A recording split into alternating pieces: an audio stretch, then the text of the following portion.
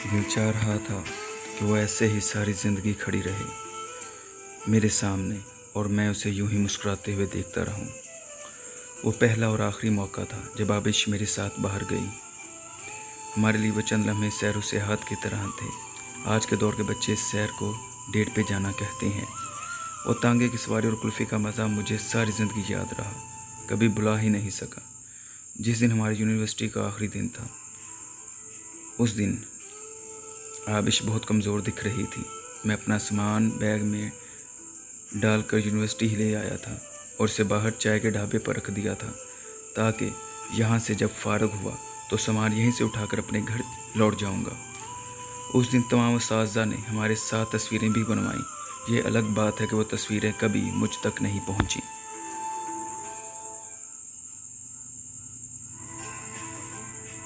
तमाम class fellows से आखिरी बार ढेर सारी बातें की।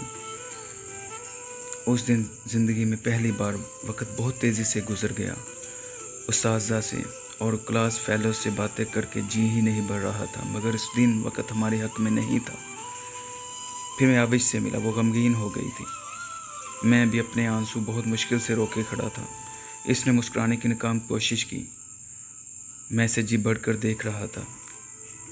इससे दूर जाना पुलिस राह से गुजरने की तरह महसूस हो रहा था। फिर इसने अपनी उंगली से एक सिल्वर रंग की अंगूठी उतार कर मेरे बाएं हाथ की छोटी उंगली में पहना दी, मगर मेरी छोटी उंगली इसकी लेडी फिंगर से बड़ी थी, इसलिए वो अंगूठी मेरे आधी उंगली में ही समा सकी।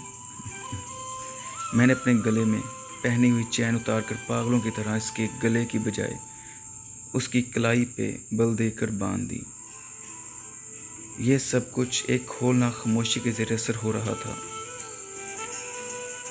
वो भी चुप थी, मैं भी चुप था। उसकी आंखें भी सुर्ख हो गई थी, मेरी पेशानी भी जलने लगी थी। फिर वो एक नज़र मुझे देखकर हज़ार ज़ब्त के बावजूद दो आंसू जल्दी से बहाकर बगैर कुछ कहे, बगैर अलविदा किए, वो जल्दी से भागकर अपनी गाड़ी में जाकर बैठ गई। मैं हैरत से उसे देख रहा था। उसकी गाड़ी मेरी आंखों के सामने वहाँ से उसे लेकर चली गई और मैं वहीं हैरत का मुजस्समा बने उसकी गाड़ी को खुद से दूर जाता देखता रहा।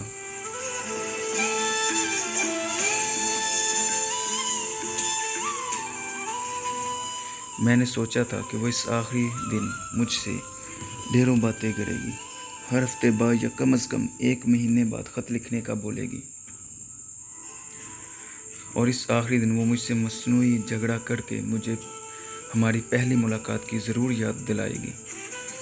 मगर उसने मेरी उम्मीद के मुताबिक कुछ नहीं किया था। जाने इसके जहन में क्या चल रहा था। मैंने आखिरी बार अपनी यूनिवर्सिटी के गेट को देखा, दिल मुट्ठी में आ गया था। फिर बेख्तियारी के आलम में दो आंसू बहाते हुए मैंने यूनिवर्सिटी को अलविदा कहा और अपना सामान उठाकर तांगे पर रखा और अपने घर की राह ली। रेल के डिब्बे में बैठा मैं अपनी यूनिवर्सिटी और अपने सभी दोस्तों से बहुत दूर जा रहा था। खुशियों और लापरवाही का दौर अपने इख्तिताम को पहुंच गया था। घर आकर अपनों से इतने लंबे अरसे बाद मिलकर भी खुशी नहीं हो रही थी, न जाने क्यों। कुछ अरसा बाद घर वालों ने शादी का कहा तो मैंने इनकार कर दिया। इनकार करने की वजह मुझे खुद मालूम नहीं थी, लेकिन फिर भी कुछ अरसा और गुजरा तो अब्बा जान ने रवायती वालद की तरह अपनी पगड़ी मेरे कदमों में डाल दी और बोले कि बेटा, तुम्हें मेरी इज़्ज़त का वास्ता शादी कर लो। बस अब्बा की लाज रखनी पड़ी। शादी होने के बाद भी मैं आबिश को बुला ना पाया। उसकी दी हुई अंगूठी मेरी उंगली में थी। अंगूठी तंग होने की वजह से मेरी उंगली पर उस अंगूठी के निशान गहरे बन चुके थे। वो निशान मुझे आबिश की याद दिलाते। जब भी उसकी याद आती, मैं घर से बाहर पहाड़ों की तरफ निकल जाता और कई कई घंटों तन्हा बैठा आबिश को पुकारने लगता। जिंदगी किसी बोरिंग रेलवे स्टेशन की तरह होती है। न चाहते हुए भी हमें किसी बोरिंग स्टेशन पर उतरना पड़ता है, फिर वहीं से अपनी मंजिल की तरफ बढ़ना होता है।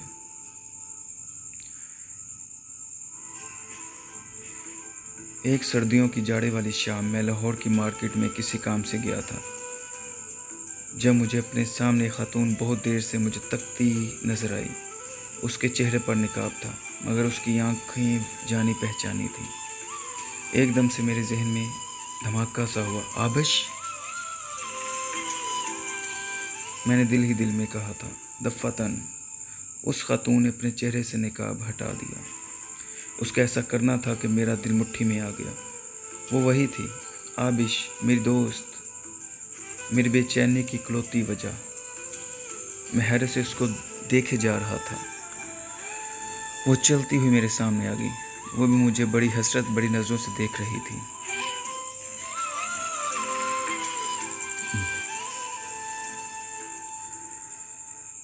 उसकी आंखें वही कुछ बयान कर रही थी जो वो मुझे आखिरी दिन कह नहीं पाई थी।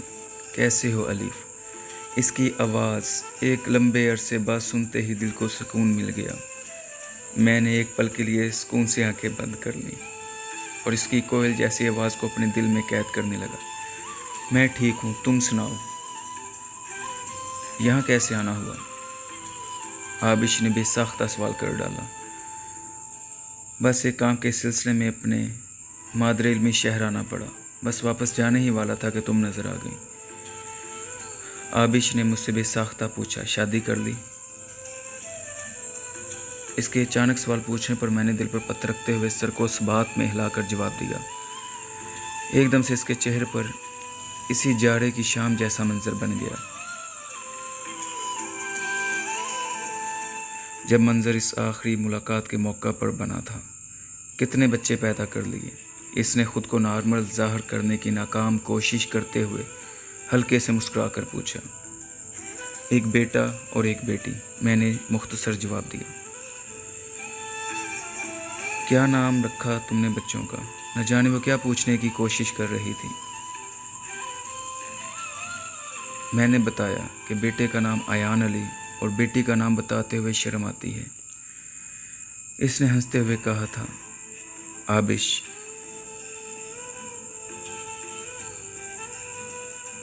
हाँ, मैंने अपनी बेटी का नाम आबिश रखा है। मैंने गहरी नज़रों से आबिश को देखा, जिसकी हंसी एकदम से रुक गई थी और वह बहुत ज़्यादा हैरत और संजीदगी में मुब्तला हो चुकी थी। वो कुछ नहीं बोली, सिर्फ मुझे प्यार भरी नज़रों से देखती रही। चलो आओ, मैं तुम्हें एक जगह लेकर चलती हूँ। इसने मेरा हाथ थामा और थामने की कोशिश की, मगर फिर एक पल में रुक गई। मेरी तरफ अपने बढ़ते हाथों को इसने पीछे हटा लिया। वो मुझे तांगे पर बैठाकर एक यादों भरी जगह पर ले आई। मैं सोच रहा था वो कितनी बदल गई है। कार में बैठने वाली लड़की तांगे पे कैसे सुकून से बैठी थी। वो मुझे चाचे गामे की रेडी पर ले आई। चाचा गामा भी बूढ़ा हो चुका था। आबिश को देखकर चाचे गामे ने जल्दी से पूछा, आबिश पुत्र, अज खैर ते सी? देर क्यों कर देती आन विच? चाचे गामे के सवाल से मुझे अंदाज़ा हुआ कि आबिश वहाँ रोज़ आती है। तभी तो चाचा गामा इससे इस बारे में पूछ रहा था। बस चाचा, बाज़ार गई सी, उत्थे देर हो गई। मैं हैरत से आंखें फाड़ फाड़ कर इस लड़की को देख रहा था, जिसको पंजाबी का एक लफ्ज़ नहीं आता था और ऐसे पंजाबी से चिढ़ थी, मगर आज वो इतनी अच्छी पंजाबी बोल रही थी। फिर आबिश ने पर्स से 4 आने निकाल कर चाचे को दिए। चाचे ने इसे 2 खोए वाली कुल्फियाँ दी और बोले, पुत्र, कदी ते 2 कुल्फियाँ खा लिया कर। बस एक ही खानी है, दूजी नू बस तकदी रहनी है। चाचे की बात ने मेरे दिल पर ज़रब सी लगा दी। वो क्या थी, क्या बन गई। चाचे को आबिश बहुत पसंद थी, इसलिए वो इस दौर में जब 10 रुपए में भी एक कुल्फ़ी नहीं मिलती थी, वो 4 आने में 2 कुल्फ़ियाँ से दे देते। जाने आबिश ने चाचे से इस 4 आने के बारे में क्या बता रखा था। आबिश ने कुल्फ़ी खुद ले ली और दूसरी कुल्फ़ी मेरी तरफ बढ़ा दी। मैंने आबिश को देखा, जो बड़े चाव से कुल्फ़ी खाते हुए मुझे देख रही थी। उस दिन उसने सारी कुल्फ़ी बगैर नाक और मुंह गंदा किए खाई, जबकि इसे देखते देखते मेरे हाथों में पकड़ी कुल्फ़ी पिघल कर मेरे हाथों को गंदा करके गिर गई। मैंने देखा कि उसकी कलाई में मेरी दी हुई चैन वैसे की वैसे बंधी हुई थी। मैंने उससे डरते डरते सवाल पूछा, तुम्हारे बच्चों का क्या नाम है? मैंने यूं ही पूछ लिया था। उसने मेरी तरफ ज़रा ठहर कर देखा, फिर मेरे चेहरे पर नज़रें टिकार कर बोली, बच्चों के नाम तब रखे जाते हैं जब बच्चे हों। और बच्चे तब होते हैं जब शादी हो। हाँ, अगर मैं शादी करती और मेरे बच्चे होते तो मैं अपने बेटे का नाम अलिफ रखती।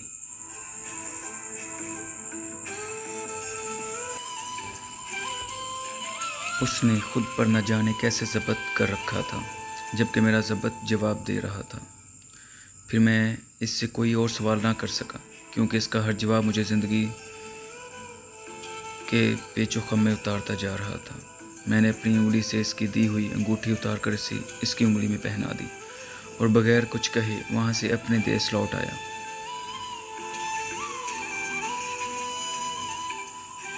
ना ही मैंने कुछ कहा था और ना ही इसने मुझे रोका था। रेल के डिब्बे में बैठे हुए सारे रास्ते मेरी आंखों से आंसू बहते रहे। सालों गुजर गए। मेरी उंगली पे उसकी अंगूठी से बनने वाले निशान आज भी मजबूत हैं। इस निशान वाली जगह को दायरे की शक्ल में सुई से खुरचता रहता हूँ, जिससे वो ज़ख़म बन जाता है और वो ज़ख़म मुझे आबिश की याद दिलाता है। आज इस बात को आधी सदी गुजर गई है। मेरी उंगली पर वो निशान आज भी बाकी है।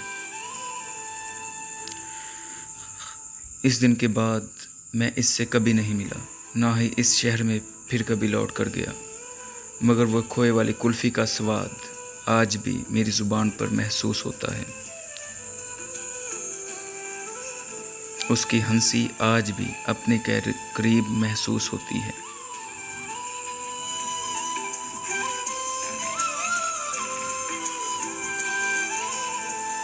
जी दोस्तों, कैसी लगी आज की स्टोरी? उम्मीद है आपको पसंद आई होगी। सो जो लोग इस जैसी स्टोरी को एंजॉय करना चाहते हैं वो हमारे चैनल को सब्सक्राइब करें, लाइक करें, फॉलो करें और शेयर करें, ताकि हम मज़ीद अपने काम में बेहतरी ला सकें। और कमेंट में हमें हमारी काविश के मतलब बताइए। शुक्रिया।